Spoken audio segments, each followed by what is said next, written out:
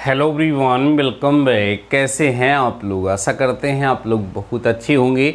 Dear students, आज के इस लेक्चर के साथ हम अप्लाइड मैथ सेकंड की लास्ट यूनिट का रिवीजन स्टार्ट करने चल रहे हैं। डियर स्टूडेंट्स, आज का ये लेक्चर आप सभी लोगों के लिए बेहद इम्पॉर्टेंट होने वाला है, इसलिए लेक्चर को कंप्लीट ज़रूर से ज़रूर देख लीजिएगा। आइए डियर स्टूडेंट्स, आज की इस लेक्चर को हम स्टार्ट करते हैं। ध्यान रखिएगा, बहुत ही इम्पॉर्टेंट सेशन होने वाला है। ज़्यादा नहीं, केवल और केवल 5 क्वेश्चंस मैं आपको सॉल्व कराऊंगा, जो कि प्रीवियस ईयर क्वेश्चन होंगे और इसी तरह के क्वेश्चंस आपके एग्ज़ाम में इस बार पूछे जाने की संभावना है। ये सारे के सारे क्वेश्चन 1 मार्क्स में पूछे जाएंगे, तो सारे क्वेश्चन को समझ लीजिएगा, नोट कर लीजिएगा, सॉल्व कर लीजिएगा और इनको अपने एग्जाम में प्रिपेयर करके ज़रूर जाइएगा। आइए डियर स्टूडेंट्स, आज की इस क्लास को स्टार्ट करते हैं। जैसा कि आपको पता है कि ये जो क्लास है वो दंगल रिवीजन की क्लास है, जिसके अंतर्गत हम आपके सिलेबस की लास्ट यूनिट, जो कि यूनिट 4 है, निर्देशांक ज्यामिति त्रिविमीय, ठीक है, कोऑर्डिनेट ज्योमेट्री। और कैसी कोऑर्डिनेट ज्योमेट्री भाई? 3D की बात यहाँ पर हम करते हैं। और किस टाइप के क्वेश्चन का रिवीजन करने वाले हैं, किस टाइप के क्वेश्चन लिखने वाले हैं, तैयार करने वाले हैं, वो है very short answer type question, जो कि आपके एग्जाम में 1 मार्क्स में पूछा जाता है। आइए डियर स्टूडेंट्स, हम पहले क्वेश्चन की तरफ चलते हैं। ध्यान से सारे क्वेश्चन को समझना है, क्योंकि 1 मार्क्स क्वेश्चन है तो आसान होंगे, लेकिन इसी के साथ साथ आपका टॉपिक रिवाइज भी हो जाएगा। हमने 3D ज्योमेट्री जो है आप सभी लोगों को बहुत अच्छे से पढ़ाया है। अगर आपने नहीं पढ़ा है तो चैनल पे अप्लाइड मैथ सेकंड की प्लेलिस्ट बनी हुई है, वहाँ जा कर के आप त्रिविमीय ज्यामिति को डिटेल में भी पढ़ सकते हैं। और बाकी हम क्वेश्चन तो सॉल्व कराने चल ही रहे हैं। पहले क्वेश्चन की तरफ चलते हैं डियर स्टूडेंट्स, जो कि 1 मार्क्स में पूछा जाने वाला क्वेश्चन है। क्वेश्चन है 2 बिंदुओं, ध्यान से सुनिए डियर स्टूडेंट्स, क्वेश्चन है बहुत आसान सा। 2 बिंदुओं, सुनिएगा, नोट जरूर कर लीजिएगा। 2 बिंदुओं, एक बिंदु दिया है A x1, y1, z1 तथा दूसरा बिंदु B है जिसका कोऑर्डिनेट है x2, y2, z2, ठीक है, के बीच की दूरी, ध्यान सुनिए, के बीच की दूरी का सूत्र लिखिए। सोचिए, ये फार्मूला लिखने के लिए आपके एग्जाम में आ जाता है, इम्पॉर्टेंट क्वेश्चन है, सबको ये फार्मूला तो पता ही होगा। तो आप आंसर में साफ साफ एकदम सिंपल सा लिख देंगे, AB इक्वल टू फार्मूला होता है √x2 - x1 का whole square plus y2 - y1 का whole square plus z2 - z1 का होल स्क्वायर। ये फार्मूला होता है distance between 2 points in 3D। आपको हम बता दें, इस फार्मूले के बिहाफ पर एक क्वेश्चन तो आना ही आना है, ये लगभग आप 99% श्योर मान के चलिए। कैसे आता है? अलग अलग टाइप से क्वेश्चन पूछा जाता है, तो ये फार्मूला आपको शायद याद जरूर होगा, नहीं याद होगा तो याद कर लीजिए। ये आसान कितना है, 2D ज्योमेट्री में 2 बिंदुओं के बीच की दूरी का फार्मूला इतना तक तो आप पढ़े ही हैं, x2 - x1 का whole square plus y2 - y1 का होल स्क्वायर। 3D में बस यही z वाला और जुड़ जाता है, z2 - z1 का होल स्क्वायर। अच्छा, इसमें आपको ये भी पता है कि कोई बच्चा अगर इसको ऐसे लिख देता है, कैसे भाई? AB इक्वल टू, अगर वो स्टूडेंट ऐसे लिख देता है, कैसे? x1 - x2 का whole square plus y1 - y2 का whole square plus z1 - z2 का होल स्क्वायर, तो ये भी एब्सोल्युटली करेक्ट है, पूरी तरीके से करेक्ट है। क्योंकि आपको पता है कि x1 में से x2 घटाओ या x2 में से x1 घटाओ, वैल्यू वही आएगी, पॉजिटिव निगेटिव का फर्क नहीं पड़ेगा, क्योंकि यहाँ पर क्या लगा है? स्क्वायर लगा हुआ है। तो ये भी लिख सकते हैं, ये भी लिख सकते हैं, और लगा के दोनों लिखने की आवश्यकता नहीं है। क्लियर है बात ना? बहुत आसान सा क्वेश्चन है, ये आपके एग्जाम में पूछे जाने की संभावना। अगले क्वेश्चन की तरफ चलते हैं। रेखा के दिक् अनुपात को परिभाषित कीजिए। देखिए ध्यान से, बहुत अच्छा क्वेश्चन है। रेखा के दिक अनुपात, रेखा के दिक अनुपात को परिभाषित कीजिए। ठीक है, रेखा का दिक अनुपात क्या होता है ये हमें परिभाषित करना है।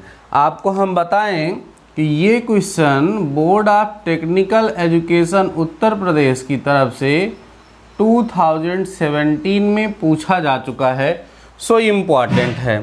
अब दिक अनुपात की बात हो रही तो दिक कोज्या आपको पता होनी चाहिए। आपको पता है कि यदि कोई रेखा 3D में अक्षों के साथ क्रमशः अल्फा, बीटा और गामा कोण बनाती है तो कॉस अल्फा, कॉस बीटा और कॉस गामा क्या कहलाते हैं? उसके दिक कोसाइन कहलाते हैं, डायरेक्शन कोसाइन कहलाते हैं।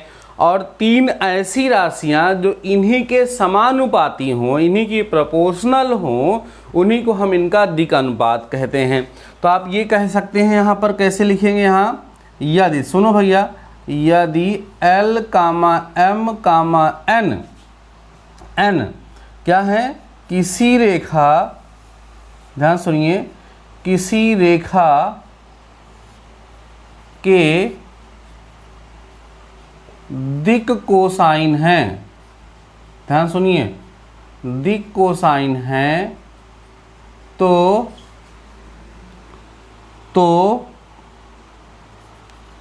इनकी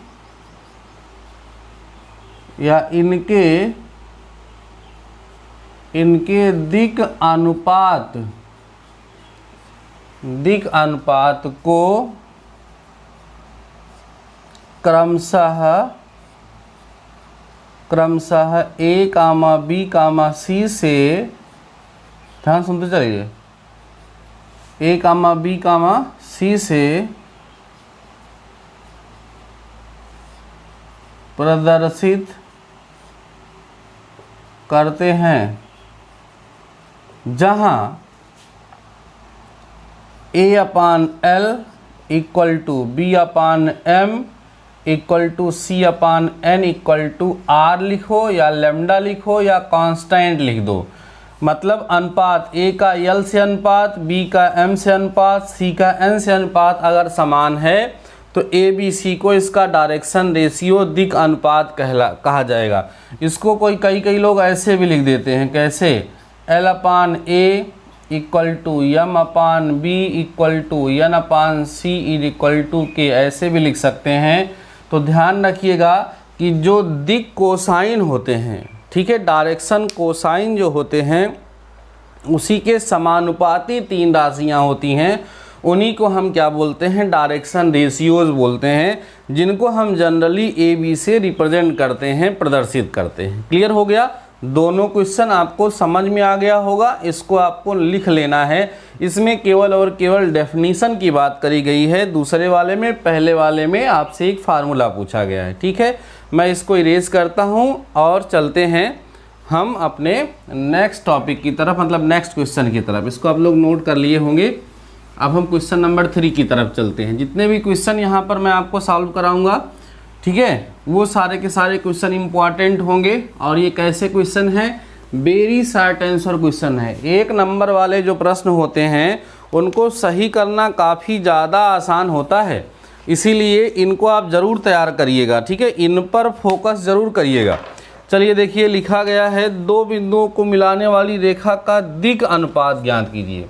ध्यान सुनिए, क्वेश्चन नंबर 3 है, क्या है? दो बिंदुओं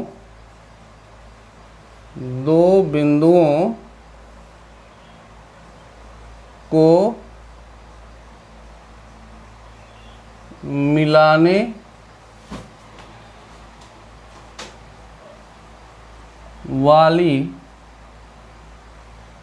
रेखा का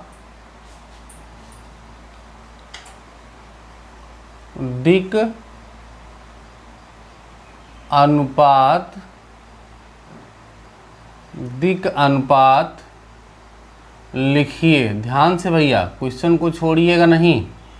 ठीक है, दो बिंदुओं को मिलाने वाली रेखा का दिक् अनुपात ज्ञात करिए। तो अब वो दो बिंदु अगर हमें दिए नहीं गए हैं तो खुद से हमें लेना पड़ेगा। तो यहाँ लिखेंगे सॉल्यूशन, इसका आंसर कहेंगे माना रेखा दो बिंदुओं, ध्यान सुन लीजिए, दो बिंदुओं, पहला बिंदु ए ले लो x1 कामा y1 कामा z1, तथा दूसरा पॉइंट बी ले लो x2 कामा y2 कामा z2 को मिलाती है। ठीक है, हमने ऐसा यहाँ पर लेट कर लिया। तो रेखा AB के दिक् अनुपात क्या होंगे, आपको याद होगा फार्मूला। A हो जाता है x2 माइनस x1, B हो जाता है y2 माइनस y1, C हो जाता है z2 माइनस z1। ठीक है, ये होता है फार्मूला ए बी और सी को फाइंड करने का, जहां ए बी सी क्या है, डायरेक्शन रेशियोज हैं। ठीक है, वेयर आप चाहें तो लिख सकते हैं where A comma B comma C are direction ratios. ठीक है, ये क्या है, डायरेक्शन रेशियोज हैं। तो दो बिंदुओं को मिलाने वाली रेखा का दिक् अनुपात इस तरीके से निकाला जाता है। ठीक है ना। अब जैसे मान लो अगर एक ही बिंदु से जाने वाली रेखा की बात करें, उसका दिक् अनुपात आपसे पूछ ले, तो अगर वो पॉइंट x1 y1 z1 दिया गया है तो इसके दिक् अनुपात यही पॉइंट ही होते हैं, यही पॉइंट ही होते हैं। इस चीज़ को ध्यान रखिएगा, ये भी पूछा जा सकता है एग्जाम में। अगर लाइन एक ही पॉइंट से होकर के जा रही है तो वही पॉइंट है ना, जो पॉइंट वहाँ दिया गया है वही पॉइंट उसके डायरेक्शन रेशियो को रिप्रेजेंट करेगा। और 2 पॉइंट से होकर के जा रहा है तो उस सिचुएशन में हमने आपको दिखा दिया x2 minus x1, y2 minus y1, z2 minus z1। आपकी जानकारी के लिए बता दें कि ये question board of technical education Uttar Pradesh, ठीक है, 2017 में ये क्वेश्चन पूछ चुका है। अब देखिए इसी फार्मूले कर बिहाफ पर एक क्वेश्चन और आप देख लीजिए, वो भी प्रीवियस ईयर में पूछा गया क्वेश्चन है। ठीक है, देखिए क्वेश्चन क्या है, बिंदुओं, ध्यान सुन लीजिए, यहाँ लिखेंगे बिंदु कौन से हैं, 2, 3, 4 तथा, नोट करिएगा भैया, छोड़िएगा नहीं, तथा 1, 1, 3 को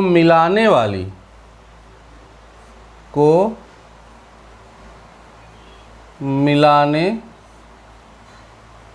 वाली रेखा का दिक् अनुपात ज्ञात करो, का दिक् अनुपात ज्ञात करो। ये क्वेश्चन भी यूपी बीटीई 2017, ठीक है, आ चुका है। अभी जो फार्मूला ऊपर लिखा गया है उसी फार्मूले की मदद से हमको इनका डायरेक्शन रेशियो फाइंड कर लेना है। कितना आसान है, आइए ज़रा हम देख लेते हैं। आप यहाँ बोल देंगे अकॉर्डिंग टू प्रॉब्लम, जैसे कि प्रॉब्लम कह रही है उसके हिसाब से x1 y1 और z1 2, 3, 4 हो जाएगा, x2 y2 z2 1, 1, 3 हो जाएगा। ठीक है, कोई डाउट तो नहीं है इसमें। अतः आपको पता है कि a पता करने का फार्मूला क्या है, x2 माइनस x1। तो a इक्वल टू x2 कितना है, 1 माइनस 2, तो a इक्वल टू आपको कितना मिल गया, -1 मिल गया। ऐसे b कैसे पता होता है, y2 माइनस y1, तो y2 कितना है 1 माइनस 3, तो b इक्वल टू आपको कितना मिल गया, -2 मिल गया। ऐसे ही c इक्वल टू क्या होगा, Z2 माइनस Z1, तो 3 माइनस 4 करेंगे तो c इक्वल टू आपको -1 मिल जाएगा। फाइनली डायरेक्शन रेशियोज क्या हो जाएंगे, हेंस डायरेक्शन रेशियोज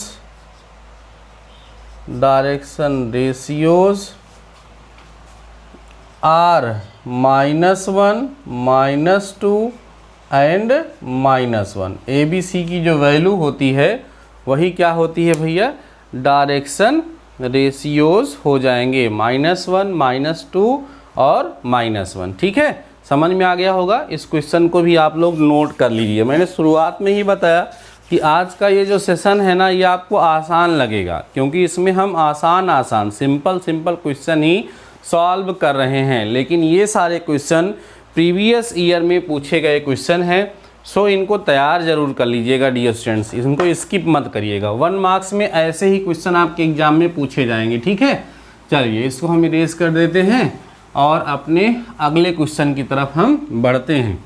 ध्यान से समझते चलिएगा, कहीं पर भी टॉपिक को स्किप ना करिएगा तो अच्छा होगा। लास्ट क्वेश्चन, बस यही एक क्वेश्चन और बताएंगे और फिर 1 मार्क्स के कंसेप्ट खत्म हो जाएंगे। ठीक है, क्वेश्चन 5 देखिए क्या है, 2 रेखाएं, ध्यान सुनिए, 2 रेखाएं, क्वेश्चन है 2 रेखाएं जिनके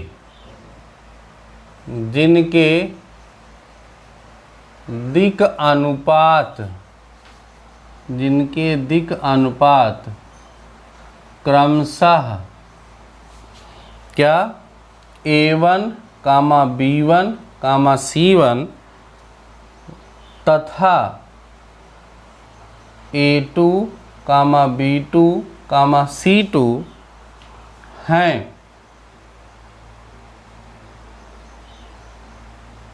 उनके लंब होने का प्रतिबंध लिखिए। उनके लंब होने का प्रतिबंध लिखिए। ठीक है,